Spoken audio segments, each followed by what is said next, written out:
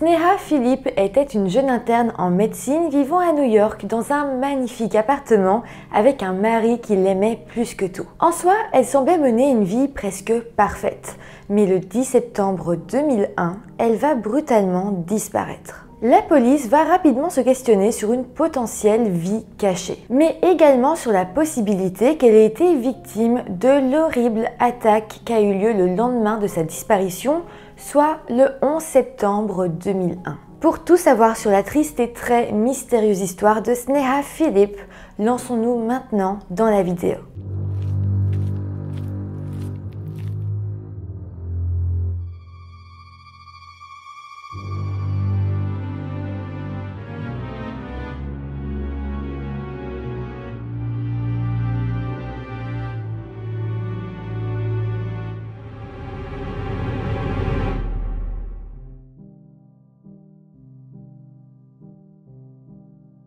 Hello tout le monde, j'espère que vous allez bien. Aujourd'hui, je vous retrouve avec une affaire qui m'a vraiment fait me poser énormément de questions. En fait, on parle souvent du 11 septembre 2001 pour l'attaque terroriste qu'il y a eu à New York, évidemment. Je me suis toujours dit que oui, il y a eu des victimes, des gens qui sont morts à cause de l'attaque. Mais en fait, on ne se rend pas compte, mais il y a aussi eu des victimes sur le côté, des victimes collatérales, j'ai envie de dire. Et ici, on est totalement là-dedans. On parle d'une femme qui a disparu la veille de cette attaque et dont évidemment la recherche pour sa disparition a totalement été affectée par ce qui s'est passé le lendemain. Est-ce que si Sneha avait disparu un autre jour, aujourd'hui cette affaire serait résolue? Peut-être, j'ai même envie de dire sans doute. Mais évidemment il reste une possibilité qu'elle ait été victime de ces attentats malgré tout, soit en fait directement liée à ces événements. Vous allez voir, on va se poser toutes ces questions dans cette vidéo, c'est vraiment un cas qui est très passionnant, je trouve. Donc voilà, j'espère que ça vous intéressera autant que moi. Avant de commencer, comme d'habitude, je vous rappelle de vous abonner à la chaîne si ce n'est pas encore fait. N'hésitez pas non plus à vous abonner à mon compte Instagram si vous voulez suivre mes petites aventures au quotidien. Et voilà, maintenant que tout ça est dit, eh bien lançons-nous dans cette triste affaire. Sneha Ann Philippe est née le 7 octobre 1969 en Inde, dans l'état de Kerala. Et puis, un petit peu plus tard, elle a émigré aux États-Unis et a déménagé avec ses parents dans le nord de l'état de New York. Par la suite, Sneha a étudié à l'université Johns Hopkins en médecine et après y avoir obtenu son diplôme en 1995, elle avait alors continué ses études à la faculté de médecine de Chicago. D'ailleurs, c'est là-bas qu'elle va faire la rencontre d'un autre étudiant en médecine du nom de Ronald Lieberman. Ils se sont directement très bien entendus, en plus d'étudier la même chose, ils avaient des passions communes dans le milieu de l'artistique. Ron était musicien et Sneha était une peintre talentueuse. D'ailleurs, très peu de temps après leur rencontre, ils ont décidé de se mettre en couple. Pour vous parler un peu plus de Ron, il était lui originaire de Los Angeles et avait un an de retard sur Sneha dans ses études. C'était d'ailleurs quelque chose d'assez embêtant pour le couple et donc Sneha avait pris la décision de prendre une année sabbatique pour ensuite réintégrer l'école un an plus tard et être dans la même classe que Ron. Grâce à ça, le couple a alors pu être diplômé ensemble. Après l'obtention de leur diplôme, le couple avait alors pris la décision d'emménager ensemble dans un appartement à New York, dans le quartier de East Village. Une fois installés, ils avaient alors tous les deux fait leur stage dans des hôpitaux locaux. Ron était alors stagiaire au centre médical Jacobi dans le Bronx, à une quarantaine de minutes de chez lui, tandis que Sneha était au centre médical de Cabrini, un hôpital qui se situait quand même assez proche de son appartement. Par la suite, le couple s'est marié au mois de mai 2000 et ont organisé une petite cérémonie avec leurs proches, organisée dans le comté de Dutchess, un comté qui se situe dans l'état de New York, mais à presque 2 heures de route de la ville de New York City. Après leur mariage, le couple avait une nouvelle fois déménagé et s'était installé dans un appartement plus grand, toujours à New York, dans le quartier de Battery Park City, et à quelques mètres seulement du World Trade Center.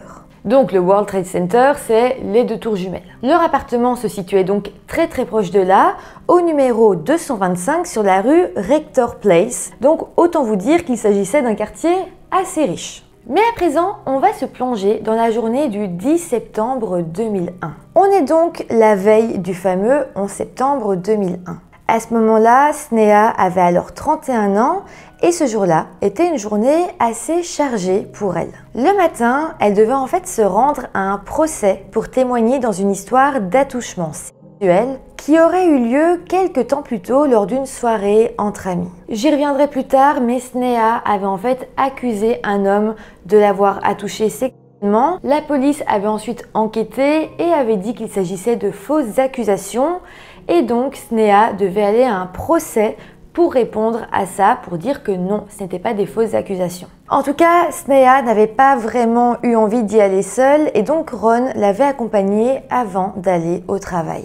Il faut savoir qu'à ce moment-là, Ron avait quand même un travail assez intense parce qu'il travaillait en tant qu'interne aux urgences. Donc, une fois que la séance au tribunal s'était achevée, il avait dit au revoir à Sneha et s'était vite rendu à l'hôpital pour ne pas être en retard pour son long service qui l'attendait. Sneha, de son côté, est directement rentrée à son appartement une fois la séance terminée. Une fois rentrée, elle avait un petit peu joué avec ses chatons, Figa et Kali, et avait ensuite nettoyé l'appartement parce que 2 jours plus tard, donc le 12 septembre, elle avait en fait invité à manger à la maison sa cousine Anu. Donc voilà, en soi, elle nettoyait un petit peu pour que ce soit propre quand elle la recevrait. De plus, Sneha avait enfin reçu ses orchidées violettes et blanches qu'elle avait commandées directement depuis Hawaï, et donc elle avait profité de son après-midi de rangement pour les rempoter. On peut aussi noter qu'à 14 h, Sneha avait envoyé un message à sa mère et comme souvent, elle avait alors eu une longue discussion avec elle.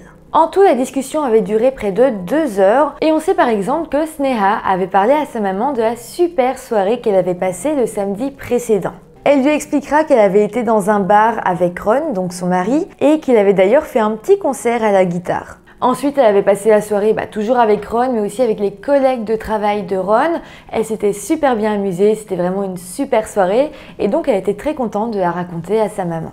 Mais en tout cas, pour en revenir aux faits, vers 16 h ce jour-là, Sneha a dit au revoir à sa maman et elle lui a dit qu'elle allait partir faire quelques courses. On sait que tout d'abord, elle était partie déposer son linge au pressing et puis elle avait été dans un magasin de vêtements qui s'appelle Century 21.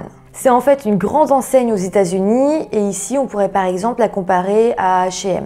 Le Century 21 où Sneha était allée se situait à quelques pâtés de maison de leur appartement et pas très loin du World Trade Center. Donc en soi, Sneha ne s'était pas vraiment éloignée et restait dans son quartier. Elle avait alors fait du shopping pendant un petit temps et puis avait payé vers 18 h avec la carte de crédit de Ron, mais évidemment avec sa permission. On a d'ailleurs su voir qu'elle s'était acheté de la lingerie, une robe, des collants, 3 paires de chaussures et du linge de maison. Par contre, chose très importante, la caissière qui s'était occupée d'encaisser Sneha a par la suite parlé aux autorités et avait alors précisé que lors de son passage dans ce magasin, Sneha n'était pas seule, mais elle était accompagnée d'une mystérieuse femme. Selon cette caissière, cette femme semblait être son amie, en tout cas les deux semblaient assez bien se connaître. D'ailleurs, sur les caméras de surveillance du magasin, on pouvait bel et bien voir Sneha quitter l'enseigne accompagnée d'une femme. D'ailleurs, je vous le dis d'ores et déjà, mais cette femme qui accompagnait Sneha, on ne sait pas qui c'est. Elle n'a jamais été identifiée et elle n'a jamais été voir les autorités. Elle reste totalement anonyme. En tout cas, ces images de vidéosurveillance seront les dernières qu'on aura de Sneha parce qu'après ça, elle va complètement disparaître. Quelques heures plus tard cette journée-là, Ron va enfin rentrer chez lui après ses longues heures de travail et c'est là qu'il va se rendre compte que Sneha n'était pas là. Il avait alors essayé de l'appeler mais il n'arrivait pas à la joindre, mais bon, il ne s'était pas inquiété plus que ça. En soi, c'était pas vraiment la première fois que Sneha décidait de sortir en soirée sans le prévenir, alors il a simplement été dormir en se disant qu'elle rentrerait pendant la nuit. Le lendemain matin, nous étions alors le jour du 11 septembre 2001. Ron s'était réveillé à 6 h 30 du matin et avait constaté que Sneha n'était toujours pas rentrée à la maison. Là encore, il ne s'est pas inquiété et en soi, ça paraît normal parce que c'est vrai que Sneha aimait bien sortir, elle aimait bien traîner dans les bars, aller en soirée et ça lui arrivait effectivement de parfois passer la nuit chez son frère qui vivait à proximité. Donc voilà, en soi, Ron ne s'était pas inquiété parce que j'ai pas envie de dire que c'était la routine, mais ça arrivait quand même parfois. En tout cas, par la suite, Ron s'est rendu à son travail et à 9 h du matin, il était en réunion au centre médical de Jacobi et au même moment, la ville de New York a sombré dans le chaos total lorsque 2 avions ont frappé les tours jumelles du World Trade Center et provoqué l'attentat le plus tristement célèbre du monde. Lorsque c'était arrivé, Ron et ses collègues avaient suivi tout ce qu'il se passait à la télé et évidemment Ron était inquiet vu que son appartement se trouvait juste à côté des tours jumelles et en plus de ça, il ne savait toujours pas où se trouvait sa femme. Il avait alors appelé Sneha à plusieurs reprises mais elle n'avait pas répondu. Il avait alors pris la décision d'appeler la famille de Sneha afin de savoir s'ils avaient une idée de où elle pouvait bien se trouver, mais malheureusement ils n'en savaient rien et par la même occasion, Ron va se rendre compte que Sneha n'avait pas dormi chez son frère. Il ne savait absolument pas où elle avait été la nuit précédente, où est-ce qu'elle avait dormi. Et ce jour-là, au moment de l'attaque du 11 septembre, elle était toujours portée disparue. Dans la panique, Ron a décidé de rentrer et a alors emprunté une des ambulances qui était à l'hôpital pour se rendre à son appartement. Mais comme la foule en panique était en train d'essayer de fuir la ville, les routes étaient bouchées et ça lui a en tout pris 6 heures pour arriver jusqu'à chez lui. Lorsqu'il est finalement arrivé à son appartement, il n'y avait plus d'électricité dans l'immeuble, ce qui fait qu'il ne pouvait pas rentrer parce que sa serrure était électronique. Ron s'est alors mis à courir tout autour de son immeuble tout en appelant frénétiquement le nom de Sneha. À un moment donné, un de ses voisins qui lui était toujours dans l'immeuble va ouvrir la fenêtre et va demander à Ron ce qu'il se passait. Ron va alors lui expliquer que sa femme avait disparu, que peut-être elle était dans l'appartement et donc son voisin lui a dit « Pas de souci, moi je suis à l'intérieur, je vais aller toquer chez toi ». C'est donc ce que ce voisin a fait, mais malheureusement, il ne semblait y avoir personne à l'appartement de Ron et Sneha, et donc ça voulait dire que Sneha n'était pas rentrée. Au final, la nuit est tombée et Ron a été dormir chez l'un de ses amis qui habitait à proximité. Le lendemain matin, il est retourné à son immeuble et cette fois-ci, il a réussi à rentrer. Mais en arrivant dans son appartement, il va alors découvrir une scène totalement surréaliste. L'appartement était recouvert de débris et de suie qui venaient de l'effondrement des tours jumelles. En fait, une des fenêtres était restée ouverte, donc la suie avait recouvert toutes les surfaces et les seules empreintes de pas visibles étaient celles de leur chat, mais rien de plus. Il n'y avait aucun signe de Sneha et aucun sac de courses venant du magasin Century 21 prouvant qu'elle n'était jamais rentrée à la maison. C'est vraiment à ce moment-là que Ron n'a plus aucun espoir. Jusque-là, il se disait que peut-être sa femme était en sécurité, que peut-être elle était rentrée à la maison, mais là, il savait que quelque chose était arrivé et donc il a été voir les autorités et a signalé la disparition de Sneha. La police a alors tenté de la retrouver, mais au vu de la situation, c'était vraiment difficile de se concentrer sur une seule et même personne. Au final, rien n'a jamais permis de retrouver Sneha. Par contre, au vu des indices retrouvés, la police a pu mettre au point une théorie. Selon eux, Sneha aurait pu vouloir partir de son plein gré pour recommencer une nouvelle vie. Alors, je suis bien d'accord avec vous, dans un premier temps, cette théorie peut paraître presque improbable. Sneha semblait vraiment avoir une vie parfaite, elle avait un mari qui l'adorait, un bel appartement, une excellente situation financière, alors pourquoi est-ce qu'elle aurait voulu partir ? Vous allez voir, mais petit à petit, on va en fait se rendre compte qu'une rumeur circulait à propos d'une vie secrète que Sneha cachait. Alors tout d'abord, je précise que rien ne prouve que Sneha avait préparé son départ à l'avance. Son ordinateur a été fouillé de fond en comble, elle n'a jamais cherché d'endroit où elle pourrait se cacher, ni de technique pour disparaître sans laisser de traces. De plus, Sneha a laissé derrière elle son passeport, son permis de conduire, ses cartes de crédit et ses lunettes. Donc si effectivement elle est partie, elle a fugué pour recommencer une nouvelle vie, il ne semble pas que c'était quelque chose de très prémédité, de très organisé. D'ailleurs, avant que je vous parle un peu plus de cette vie secrète que Sneha pouvait potentiellement mener, il faut savoir que sa famille va également dire que rien ne laissait présager que Sneha voulait partir. Sa mère dira d'ailleurs à de nombreuses reprises que sa fille unique lui disait tout et que rien ne laissait présager la moindre fugue. Donc voilà, à la base, ça paraît quand même peu probable que Sneha ait voulu disparaître et laisser tout ce qu'elle avait derrière elle. Elle était également très proche de sa famille et ça paraît dingue qu'elle soit restée tant d'années sans leur donner la moindre nouvelle. Mais il y a quand même une chose qui malgré tout va laisser penser aux enquêteurs que Sneha aurait voulu fuir. Comme je vous l'ai dit, il y a une rumeur persistante dans cette affaire qui dit que Sneha pouvait avoir une vie secrète. Certains pensent qu'elle avait des problèmes d'alcoolisme, mais également qu'elle aurait pu être bisexuelle et être sortie avec une ou plusieurs femmes. Je vous précise quand même que la famille de Sneha nie totalement cette rumeur. Mais si on s'y penche un petit peu, il y a certains faits qui laissent quand même penser que cette rumeur est plus que possible. Déjà au printemps 2001, donc quelques mois avant sa disparition, Sneha avait été informée qu'en raison de problèmes liés à l'alcool et de retards répétés, son contrat avec l'hôpital Saint-Vincent ne serait pas prolongé et elle a donc été renvoyée. De plus, dans les rapports de police, on découvrira qu'elle avait également été arrêtée peu de temps avant sa disparition. Cette arrestation est en lien avec la séance de tribunal où elle s'était rendue le matin du jour de sa disparition. Je vous avais dit qu'on y reviendrait, donc je vais un petit peu plus vous détailler cette affaire. En fait, Sneha avait tout d'abord porté plainte contre un homme qui l'avait, selon ses dires, agressé sexuellement. Suite à ça, une enquête avait été ouverte contre cet homme, mais les charges avaient été abandonnées. À la place, Sneha avait alors été accusée de porter plainte pour fausses accusations, mais elle avait refusé de se rétracter et avait alors passé une nuit en prison. Déjà là, ça paraît totalement dingue. Qui est cet homme? Pourquoi est-ce qu'il a réussi à retourner totalement la situation?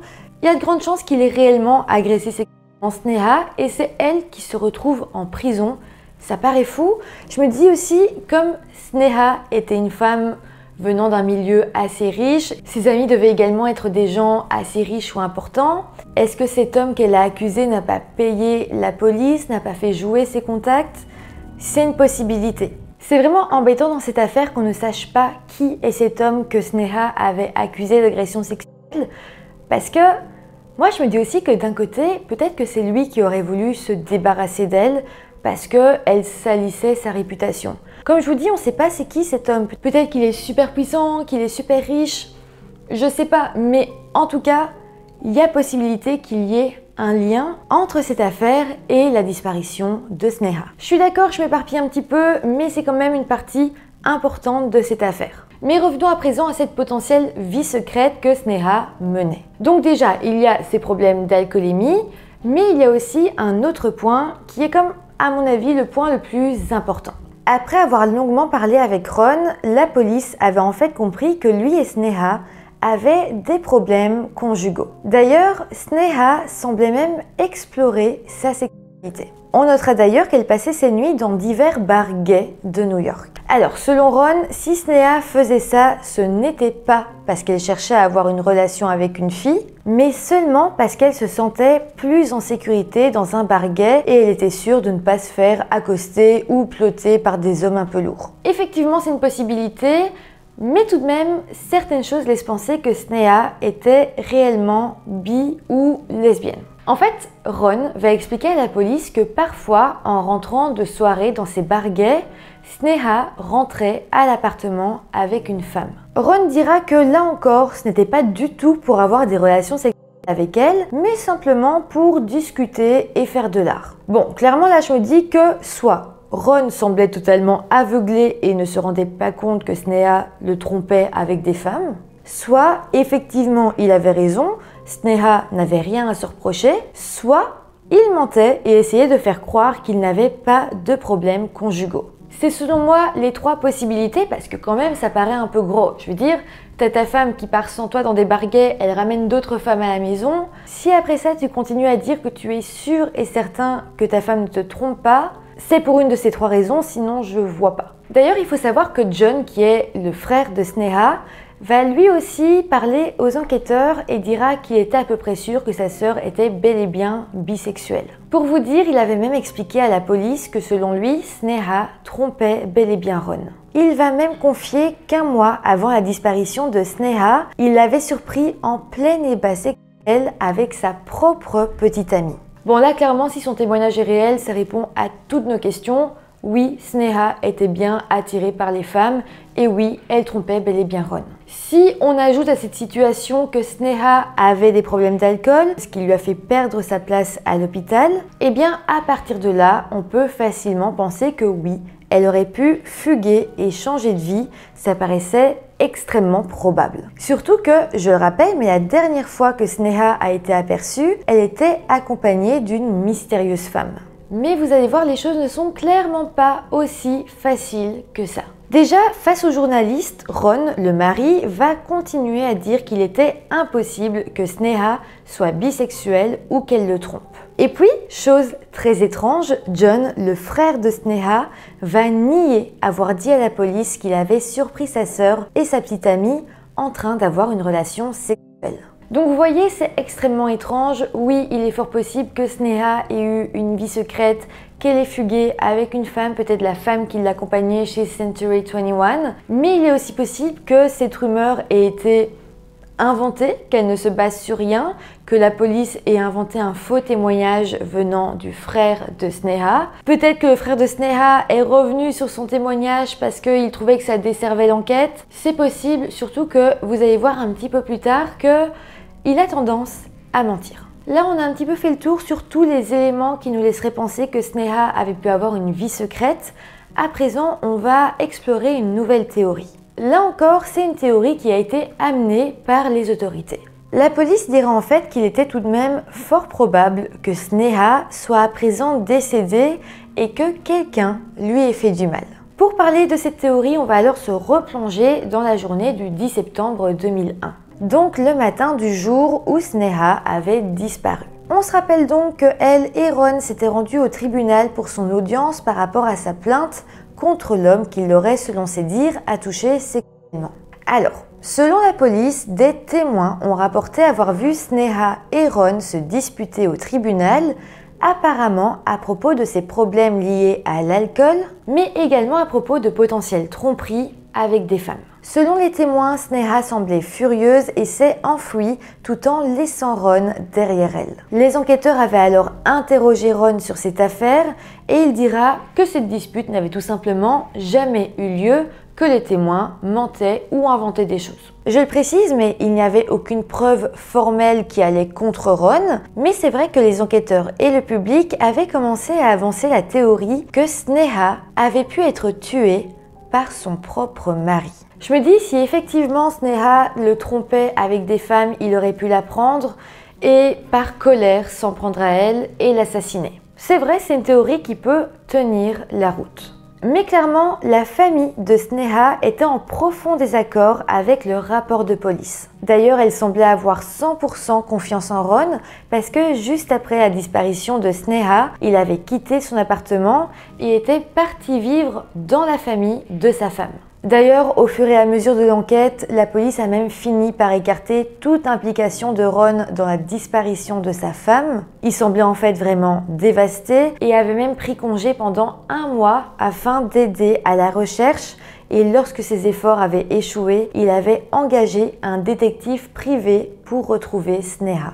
En fait, il semblait vraiment honnête, il dépensait beaucoup d'argent, beaucoup d'énergie pour essayer de retrouver sa femme. Donc c'est ça, petit à petit, il a quand même été enlevé de la liste des suspects, même si effectivement, il est fort possible qu'il se soit disputé avec elle au tribunal et qu'il ait menti pour justement éviter qu'on le place dans la catégorie des suspects. Ça reste une possibilité, mais voilà, il faut savoir que la police l'a officiellement enlevé de cette liste des suspects. Mais bon, ce n'est pas parce que Ron ne figurait plus sur cette liste que la police a arrêté de croire que Sneha aurait pu être victime d'un acte criminel.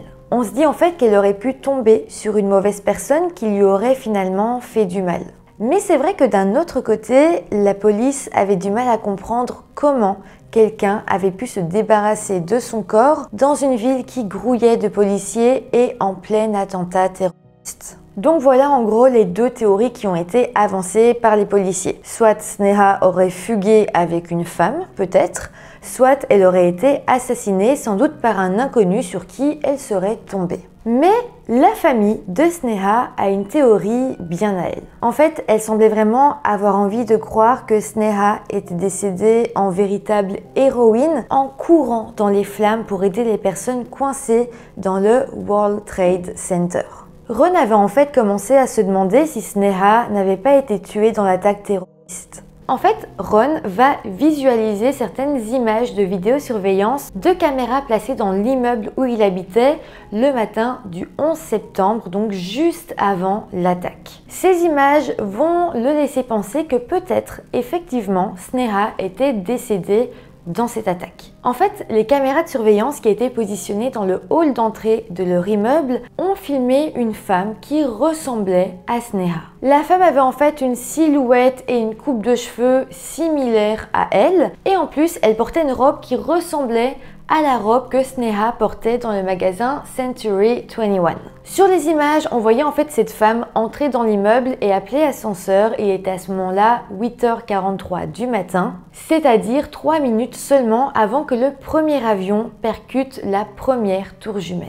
On voyait donc cette femme appeler l'ascenseur et puis partir en courant vers l'extérieur. Selon Ron, il s'agissait bel et bien de sa femme, et si elle était partie en courant, c'était parce qu'elle avait entendu l'avion percuter la tour et était alors sortie pour voir ce qu'il se passait. Et puis, selon lui, comme Sneha était interne en médecine, une fois qu'elle avait vu le chaos, elle avait sans doute décidé de passer à l'action et avait essayé d'aller aider les victimes. Elle serait ensuite peut-être décédée juste après, lorsque le deuxième avion avait percuté l'autre tour. Alors effectivement, ça reste une théorie plausible. Néanmoins, je tiens quand même à préciser que les autorités n'ont jamais pu confirmer qu'il s'agissait bel et bien de Sneha sur les images de vidéosurveillance et non pas juste une femme qui lui ressemblait. En fait, le soleil qui entrait dans le hall d'entrée de l'immeuble masquait une partie de l'image sur la vidéo, ce qui rendait donc impossible de voir autre chose que simplement la silhouette d'une femme. De plus, cette femme sur la vidéo ne portait aucun sac de course, ce qui aurait probablement été le cas de Sneha vu que la veille, elle avait fait du shopping chez Century 21. En tout cas, par la suite, Ron avait vraiment essayé d'intéresser les médias à la disparition de sa femme, mais comme il n'a pas pu prouver le fait qu'elle était bien décédée dans l'attaque du 11 septembre, eh bien, les journalistes n'y ont pas prêté beaucoup d'attention. D'ailleurs, Ron avait ensuite appelé John, donc le frère de Sneha, et lui avait demandé de contacter lui-même les journalistes pour leur parler de la disparition de Sneha. Par contre, et c'est là que je voulais en venir, quand je vous disais que Ron et le frère de Sneha avaient tendance à un petit peu manipuler la vérité, parce qu'en fait, Ron va donc demander à John de parler aux journalistes, mais d'omettre le fait que Sneha avait disparu le 10 septembre et non pas le 11 septembre. En soi, ça ne les rend pas suspects, je suis quasiment sûre qu'ils n'ont rien fait à Sneha, mais par contre, les deux là avaient vraiment tendance à mentir, à dire certaines choses, à manipuler les événements pour essayer de faire en sorte qu'on parle le plus possible de la disparition de Sneha. On ne peut pas leur en vouloir, ils semblaient vraiment désespérés, mais c'est sûr que ça a sans doute plus nui à l'enquête qu'autre chose. Parce qu'en fait, avec eux, on ne sait jamais si on peut réellement croire leurs témoignages. D'ailleurs, lorsque John a donc parlé aux médias, il a inventé toute une histoire pour faire en sorte qu'enfin les journalistes s'intéressent donc à l'affaire. Il avait en fait menti en disant que le 11 septembre, au moment de l'attaque, Sneha l'avait appelé pour dire qu'elle s'occupait de victimes blessées. Pour vous dire, John a déclaré aux journalistes « J'étais au téléphone avec elle et elle m'a dit qu'elle ne pouvait pas partir parce que des gens étaient blessés. Elle a dit « Je dois aider cette personne et c'est la dernière chose que j'ai entendue d'elle. » Mais ça, c'est complètement faux et John va l'avouer à la police bien plus tard parce que les enquêteurs, en voyant ce témoignage à la télé, vont se poser plein de questions. Ils vont se dire que c'est un témoignage que John ne leur avait jamais fait et donc il va être obligé de rétablir la vérité. Donc voilà, je pense que vous comprenez à quel point cette histoire est compliquée. Il y a des rumeurs, il y a des faux témoignages. Sneha semblait effectivement vivre une vie secrète, mais on n'en est pas sûr. Et en plus de ça, il y a eu le 11 septembre qui a fait en sorte que la disparition de Sneha ne soit pas du tout l'intérêt principal des enquêteurs. Donc avec tout ça, aujourd'hui on est en 2024, bientôt 2025, et on ne sait toujours pas ce qui est arrivé à Sneha. Par contre, on se dit quand même que si elle a réellement été assassinée par quelqu'un, ce mystérieux inconnu a souvent été décrit comme la personne la plus chanceuse du monde. En fait, grâce à l'attaque du 11 septembre, et je mets bien des guillemets à grâce, toutes les preuves qui auraient pu faire en sorte que les autorités résolvent l'affaire ont été détruites. En soi, s'il y avait bien un jour où commettre un meurtre à New York, c'était bien le 11 septembre. Parce qu'en soi, tout acte criminel qui a eu lieu dans la ville ce jour-là, hormis les attentats, sont quasiment impossibles à résoudre. En tout cas, au final, le nom de Sneha a été ajouté à la liste officielle des victimes du 11 septembre et sa famille avait assisté à plusieurs cérémonies commémoratives. Ça avait été une bonne chose pour eux parce que lors de ces commémorations, ils avaient pu trouver un certain réconfort en se retrouvant avec d'autres personnes qui avaient également vécu la perte soudaine d'un être cher. Par contre, en janvier 2004, le bureau du médecin légiste a décidé de retirer le nom de Sneha de la liste officielle des victimes du 11 septembre. En fait, un porte-parole du bureau du médecin légiste a expliqué qu'il n'y avait tout simplement aucune preuve que Sneha était encore en vie le 11 septembre 2001. Suite à ça, la date de son décès a alors été documentée au 10 septembre 2001, soit la veille des attentats. Dans sa décision, le juge a d'ailleurs souligné qu'il y avait pas mal d'éléments de preuve suggérant que Sneha avait pu disparaître intentionnellement ou avoir été assassinée. Mais comme dans cette affaire, rien n'est toujours noir ou blanc et qu'on revient tout le temps sur ses paroles, il faut savoir qu'en 2008, le tribunal a décidé de prendre une nouvelle décision et a décidé de finalement rajouter le nom de Sneha à la liste des victimes du 11 septembre 2001. En tout cas, aujourd'hui, son nom y est toujours inscrit et Sneha est officiellement une victime du 11 septembre. Et je pense que c'est assez juste parce que, comme je vous l'ai dit en début de vidéo, si elle n'a pas directement été victime de l'acte de terrorisme en lui-même, elle a été une victime collatérale. Sa disparition a eu lieu la veille et le fait qu'on ne l'ait pas retrouvée est notamment dû au fait de cet attentat. En tout cas, aux dernières nouvelles, le corps de Sneha n'a jamais été retrouvé. En 2019, au moins 60% des victimes du World Trade Center avaient été identifiées grâce à des tests ADN ou par identification de bijoux ou d'autres objets trouvés sur les lieux, mais le corps de Sneha n'a toujours pas pu être identifié. Voilà, c'est comme ça que se termine cette longue histoire. N'hésitez pas à me dire en commentaire quelle est votre théorie principale. Moi personnellement, je suis un peu perdue. Il y a tellement de choses dans cette affaire, on ne sait pas à qui on peut faire confiance en soi. Toutes les théories me paraissent probables et possibles. Donc voilà, n'hésitez pas à me dire en commentaire, vous, quelle est votre théorie principale. N'hésitez pas non plus à mettre des petits pouces en l'air si la vidéo vous a intéressé, à vous abonner à la chaîne et moi je vous dis à très vite pour une nouvelle vidéo. Bye!